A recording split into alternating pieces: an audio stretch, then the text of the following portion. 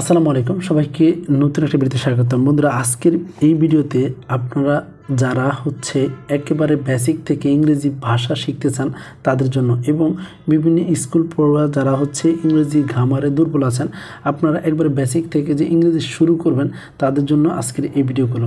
বিশেষ করে এই ভিডিওতে আমি আলোচনা করব ইংরেজি গ্রামারের গুরুত্বপূর্ণ একটা টপিক, যেটা সেন্টেন্স, অর্থাৎ বাক্য কাকে বলে, এবং কি বাংলা ইংরেজি সেন্টেন্সে কত ইংরেজিতে কোন একটা ওয়ার্ড দেখলে আমরা যাতে বুঝতে পারি এটা কোন বাক্য, এটা কোন বাক্যের অন্তর্গত, এবং এগুলোকে কি কি বলা হয় সেটা।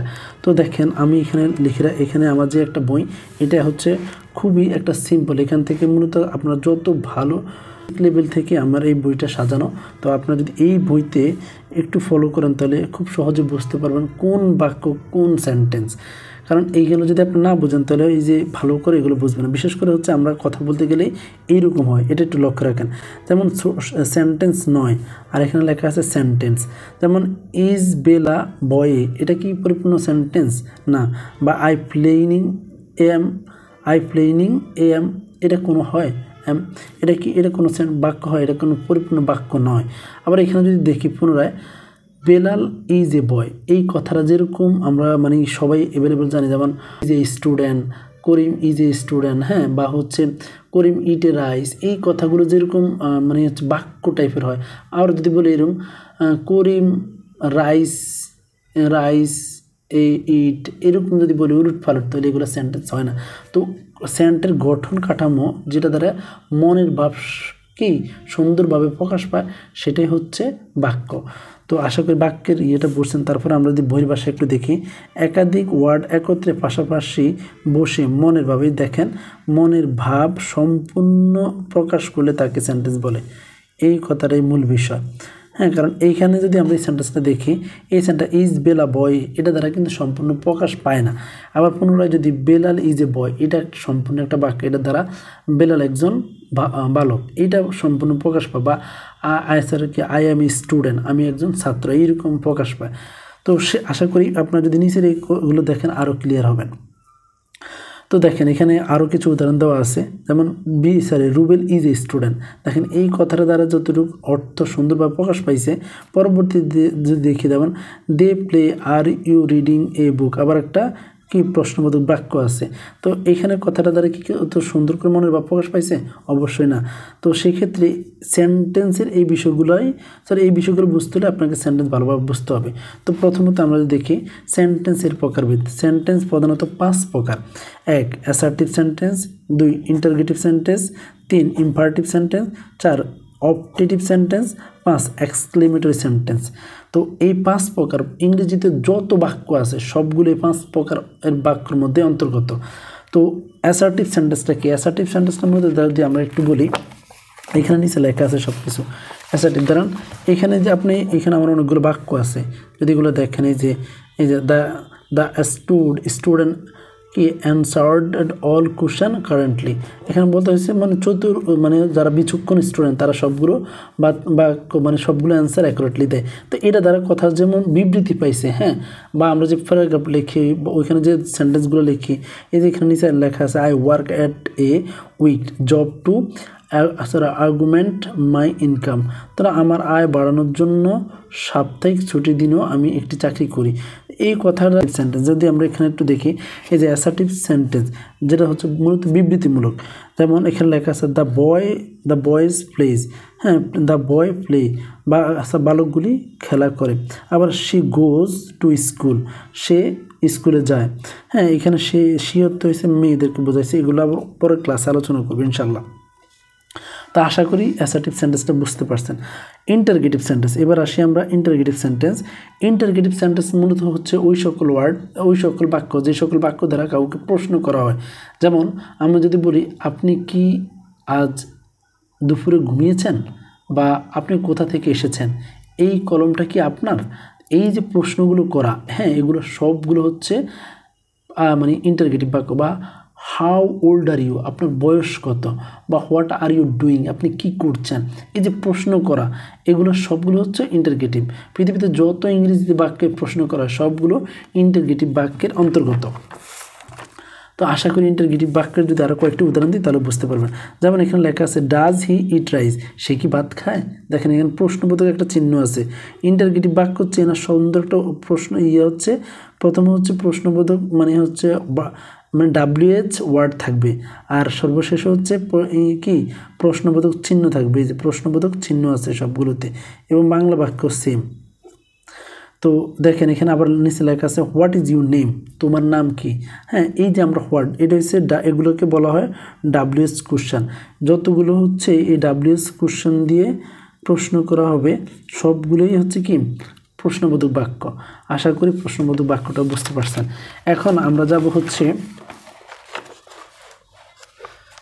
যাব হচ্ছে এই যে ইম্পারেটিভ বাক্য। এখানে একটু লক্ষ্য রাখেন, ইম্পারেটিভ বাক্য হচ্ছে মূলত হচ্ছে আদেশ, উপদেশ, অনুরোধ, এই সকল বাক্য। যেমন আমরা যদি বলি প্লিজ গিভ মি ওয়াটার, হ্যাঁ আমাকে একটু পানি দাও, ডু দ্য ওয়ার্ক, হ্যাঁ আমি তাকে আদেশ করছি কাজটা করো। তো এই যে সকল আদেশ করা, উপদেশ করা এবং অনুরোধ করে বলে please give me your friend, হ্যাঁ I want to write something, তোমার কলমটা আমাকে দাও, আমি কিছু লিখতে চাই। এই যে আমরা কারো কাছ থেকে অনুরোধ করে তার কলমটা চাই, হ্যাঁ এই অনুরোধ যে সকল কথাগুলা সেটাই হচ্ছে ইম্পারেটিভ বাক্য। আর ইম্পারেটিভ বাক্যের যেই দেখবেন প্রথমে হচ্ছে ভার্ব দিয়ে শুরু হয়, হ্যাঁ বা হচ্ছে এমন কিছু অনুগ্রহ বাক্য থাকে তারপরে ভার্ব থাকে। দেখেন এই যে গেট আউট, হ্যাঁ বেরিয়ে যাও, get out from my room, আমার রুম থেকে বেরিয়ে যাও। তারপর হচ্ছে যদি বলি প্লিজ হেল্প মি, যেমন অনুগ্রহ করছে বা হচ্ছে অনুরোধ করছে আমাকে একটু সাহায্য করুন। দেখেন এই যে প্লিজ হেল্প, তার মানে হেল্প একটা ভার্ব, পরে হচ্ছে অবজেক্ট আসে। আবার যদি বলি এই যে অলওয়েজ স্পিক দ্য ট্রুথ, মানে তাকে অনুরোধ করছে বা আদেশ দিছে সবসময় সত্য বলবেন। এই যে অলওয়েজ স্পিক, দ্য স্পিক একটা ভার্ব, হ্যাঁ তারপরে ইম্পারেটিভ বাক্যে সবসময় কি একটা অনুগ্রহ বাক্য থাকলে তো আমরা সেটা বুঝবো, আর যদি না থাকে তার প্রথমে কি ভার্ব থাকে। যেমন ডু দ্য ওয়ার্ক, ডু একটা ভার্ব, তো ভার্বের পরে হচ্ছে ডু দ্য ওয়ার্ক, কাজটা করো। তো এই যে হচ্ছে ইম্পারেটিভ বাক্য চেনার সহজ একটা উপায়, সবসময় সেটা ভার্ব দিয়ে শুরু হয়। আচ্ছা, আশা করি এই কথাগুলো বুঝতে পারছেন। পরবর্তীতে আমরা যদি দেখি এই যে এখানে কিছু একটা নোট আছে, যে সেন্টেন্স দ্বারা আদেশ, উপদেশ, অনুরোধ, প্রস্তাব, নির্দেশ ইত্যাদি বোঝা থাকে ইম্পারেটিভ সেন্টেন্স বলে। এই যে ইম্পারেটিভ সেন্টেন্স সেকেন্ড পার্সনে সাবজেক্ট ইউ উজ্জ্ব থাকে। খুব গুরুত্বপূর্ণ একটা কথা, এই যে ইম্পারেটিভ সেন্টেন্সে সেকেন্ড পার্সন সবসময় ইউ উজ্জ্ব থাকে। যেমন আমি যদি এই একটু আগে যে উদাহরণটা দিলাম ডু দ্য ওয়ার্ক, এটা আমি কাকে বলছি? ডু দ্য ওয়ার্ক, হ্যাঁ কারণ এখানে তো ধরুন আমার পাশে আপনি আছেন, আমি আপনাকে আদেশ করলাম ডু দ্য ওয়ার্ক, তো আমি তো প্রশ্ন ওই যে এখানে ইউ, আপনার ইংরেজিতে হচ্ছে ইউ আপনি, অর্থাৎ ইউ হচ্ছে আপনি বা তুমি কাজটি করো। তো সেটা না বলে সবসময় এটার কি একটা ইউ বা হচ্ছে অবজেক্ট, সাবজেক্টটা সবসময় এর সাবজেক্টটা হচ্ছে উজ্জ্ব থাকে মানে বলতে মানে না দেখা যায় না এরকম। যেমন রিড দ্য বুক, বই পড়ো, এরকম আদেশ করা। এখন কাকে আদেশ করছে? রহিমকে না করিমকে? তো এইরকম সবসময় একটা বুঝে নিতে হবে এর পাশে ইউ আছে, সেটা উজ্জ্ব থাকবে মানে দেখা যাবে না এরকম। আবার এই যে ফার্স্ট এবং থার্ড পারসন ইম্পারেটিভ সেন্টেন্সের দ্বারা লেট দ্বারা শুরু হয়। এই যে লেট, এখানে আমি বুঝি যেমন ফার্স্ট পারসন যেমন আই, এবং যদি আই ফার্স্ট পারসন আর থার্ড পারসন হচ্ছে হি, শি, ইট বা দে, এগুলো হচ্ছে থার্ড পারসন।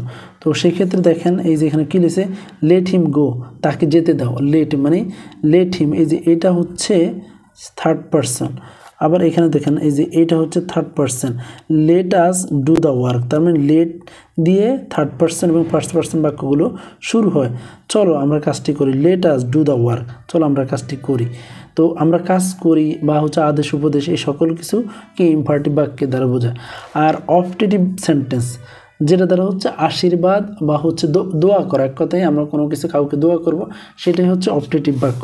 তো যেমন মে আল্লাহ ব্লেস ইউ বা বাংলাদেশ লং লিভ, বাংলাদেশ দীর্ঘজীবী হোক, এই যে এখানে লেখা আছে, বা এই যে লং লিভ বাংলাদেশ, হ্যাঁ বাংলাদেশ দীর্ঘজীবী হোক, এই যে এখানে লেখা আছে ইচ্ছা, প্রার্থনা, আশীর্বাদ, হ্যাঁ অর্থাৎ দোয়া করা যে কথাটা, সেটাই হচ্ছে মূলত অপটেটিভ বাক্য। তো এই যেমন এইখানে লেখা আছে যে সেন্টেন্স দ্বারা বক্তার মনের ইচ্ছা, প্রার্থনা ও আশীর্বাদ প্রকাশ পায় তাকে অপটেটিভ সেন্টেন্স পায়। মানে কেউ যদি কোনো একটা কথা বলছে যেটা দ্বারা তাকে কাউকে দোয়া করা বা প্রার্থনা করা বা আশীর্বাদ দেওয়া বা ইচ্ছা প্রকাশ পাইছে, সেটা মূলত হচ্ছে অপটেটিভ বাক্য। তারপর সর্বশেষ আসে এক্সক্লেমেটরি সেন্টেন্স। এক্সক্লেমেটরি অর্থ হচ্ছে বিস্ময় বা হচ্ছে আবেগসূচক বাক্য। যেমন আমরা অনেক সময় খেলার সময় দেখি what a nice shot, what a nice shot. এই যে মানে হচ্ছে বিস্ময়কর বা চিৎকার দিয়ে বলা, হ্যাঁ, এগুলোই হচ্ছে মূলত এক্সক্লেমেটরি ওয়ার্ড। তো যেমন how nice the bird is, হ্যাঁ, পাখিটা কি সুন্দর। এক কথা মনে রাখবেন, সবসময় হচ্ছে এই যে বাক্যগুলো শেষে কি এটা বসে, মানে প্রশ্নবোধক এই চিহ্ন, এই আশ্চর্যবোধকের চিহ্নটা বসে। সে আশ্চর্যবোধক সেন্টেন্স চিহ্নের প্রধান একটা শর্ত হচ্ছে বাক্যর শেষে এইটা বা বাক্যের মধ্যে এটা থাকে, এই আশ্চর্যবোধক চিহ্নটা থাকে। তো এই যে এখানে লেখা আছে আলস আই অ্যাম আনডান, হ্যাঁ, হাই আমার সর্বনাশ হয়েছে।